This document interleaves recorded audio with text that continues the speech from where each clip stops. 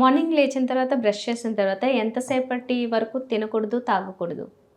ఎంతసేపటి వరకు అంటే తినకూడదు? తినద్దు, వెంటనే తాగొద్దు, నీళ్లు తాగొద్దు ఇలా అంటుంటారు. మార్నింగ్ లేచిన వెంటనే వాటర్ తాగాలి ఓకే. Without brush.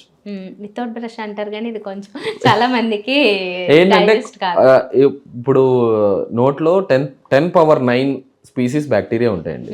అవేంటంటే హాఫ్ బెనిఫిషియల్ ఉంటాయి, హాఫ్ లీతల్ ఉంటాయి అన్నమాట. సో అవి న్యూట్రలైజ్ చేయడానికి ఏం చేస్తామంటే గార్గిల్ చేసేసి వెంటనే వాటర్ తీసుకోవచ్చు, ఐదర్ హాట్ వాటర్ కానీ కూల్ వాటర్ కానీ. ఓకే. నేను అడిగేది బ్రష్ చేసిన తర్వాత, అంటే నోట్లో ఆ పేస్ట్కి సంబంధించిన కెమికల్స్ అవి ఉంటాయి కదా, అప్పుడు వాటర్ తాగద్దు ఇమీడియట్ గా అంటారు. అలా ఏం లేదు, లేదు అది అలా ఏమీ జస్ట్ లేదు, మిత్. అంతే. ఓకే డాక్టర్ గారు, కొంతమందికే సెన్సిటివిటీ ఉంటుంది పళ్ళల్లో, అది కూడా కొంతమందికి వచ్చి వెళ్ళిపోతుంటుంది మళ్ళీ దాని అంతటా అదే. ఎందుకు ఇలా జరుగుతుంది? సెన్సిటివ్కి 3 కారణాలు ఉంటాయండి. ఒకటి డెంటినల్ ట్యూబ్యూల్స్ ఓపెన్ అవుతాయి కొంతమందికి.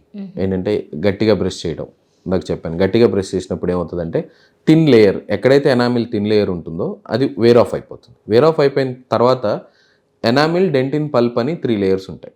సో ఆ ఫస్ట్ లేయర్ అనేది పోయిన తర్వాత డెంటినల్ ట్యూబ్యూల్స్ ఓపెన్ అవుతాయి. ఓపెన్ అయిన తర్వాత సెన్సిటివిటీ స్టార్ట్ అవుతుంది. అండ్ ఇంకొకటి మన ఎక్కువ అబ్రెసివ్స్ వాడతారు, ఇటుక పౌడరు, చార్కోల్ పౌడర్ తీసుకొని గట్టిగా రుద్దేస్తారు, ఆ ఎనామిల్ లేయర్ పోతుంది. అండ్ థర్డ్, ఏజ్ వాళ్ళకి ఏమవుతుందంటే గట్టిగా నవిలి పై పొర మొత్తం పోతుంది. పై పొర పోయినప్పుడు ఏమవుతుందంటే డెంటినల్ ట్యూబ్యూల్స్ ఓపెన్ అవుతాయి. ఇవి 3 కారణాలు సెన్సిటివిటీకి. సో వచ్చిపోవడం అంటే ఆ ట్యూబ్యూల్స్ అనేది చాలా ఫైన్ ఉంటాయి, ఆ ఫైన్ ఉన్న వాటికి పేస్ట్ యూస్ చేస్తారు, దాని మీద ఆ ఫైన్ ట్యూబ్యూల్స్ క్లోజ్ అయిపోతాయి. క్లోజ్ అయిపోయినప్పుడు సెన్సిటివిటీకి రిలీవ్ అయిపోతుంది. ఓకే, అవునా? పేస్ట్లు వాడినప్పుడు అంటే సెన్సిటివ్ పేస్ట్ వాడితే అంటే ఆ మెయిన్ ఎజెండా ఏంటంటే ఆ ట్యూబ్యూల్స్ అనేవి క్లోజ్ అవ్వాలి. ఆ సెన్సిటివ్ ట్యూబ్యూల్స్ అనేవి క్లోజ్ అవుతే మీకు సెన్సిటివిటీ ఉండదు. ఓకే, పేస్ట్ ద్వారా అది తాత్కాలికంగా మాత్రమేనా రిలీఫ్, లేకపోతే అది పర్మనెంట్ గా క్లోజ్ అవుతుంది? నార్మల్గా మీన్ సజెస్ట్ చేసేది ఏంటంటే ఆ సెన్సిటివ్ పేస్ట్ ఓన్లీ 45 డేసే వాడాలి, ఎక్కువ రోజులు వాడకూడదు, కంటిన్యూ చేయకూడదు. ఓకే, ఏంటి రీజన్?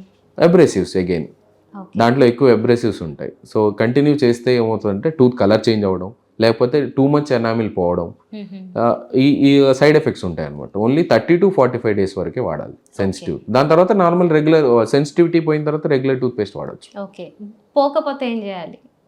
కంటిన్యూ చేయాలి, పోకపోవడం అని ఏమి ఉండదు.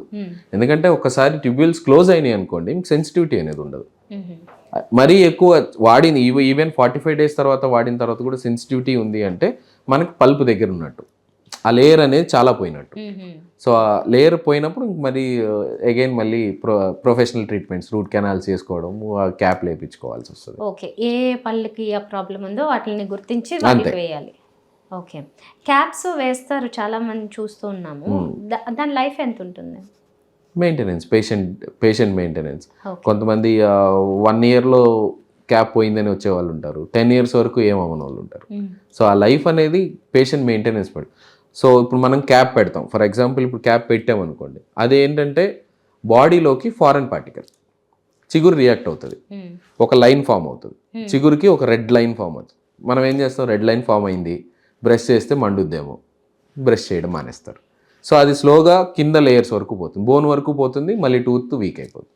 సో ఏంటంటే మెయింటెనెన్స్, ఆ రెడ్ లైన్ ఫామ్ అయినా కానీ సేమ్ మన regular tooth brush, regular brushing చేసుకుంటే ఆ రెడ్ లైన్ అనేది క్లియర్ అయిపోతుంది. ఆ ఇన్ఫెక్షన్ క్లియర్ అయింది అనుకోండి, మెయింటైన్ చేసుకోవచ్చు, ఎన్నాళ్ళైనా ఉంటుంది. కొంతమందికి నార్మల్ ఇప్పుడు చెప్పాను కదా మెటల్ 20 years వరకు ఉన్న వాళ్ళు కూడా ఉన్నారు, అది మెయింటైన్ చేసుకుంటే. ఓకే.